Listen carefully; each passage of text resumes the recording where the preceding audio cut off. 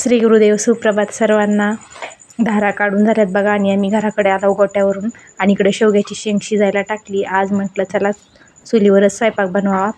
पहिले तर भाजी करून घ्यावी लागते कारण वरवरच चपात्या झाल्या की परत जेवायला येतं. आणि इकडं शेंग शिजू टाकली बघा आणि इकडे तोपर्यंत खवा पण आलेला होता. चला म्हटलं आधी खवा काढून घेतला की नंतर चपात्याला बसता येतं. आणि खवा आलेलाच होता बघा. लगेच मग खवा काढून घेतला, कणिक मळली आणि मी आज बाहेरच चुलीवर स्वयंपाक करणार आहे बघा.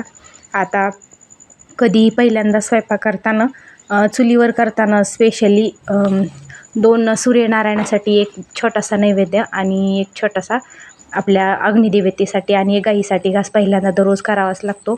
आणि हे चांगलं आहे, शास्त्रात पण सांगितले गाईसाठी पहिला घास द्यावा म्हणून मी इकडे 2 छोटे छोटे नैवेद्य सूर्यनारायणाला आणि अग्निदेवतेला केलेत आणि इकडं गाईसाठी एक छोटासा घास केला आहे.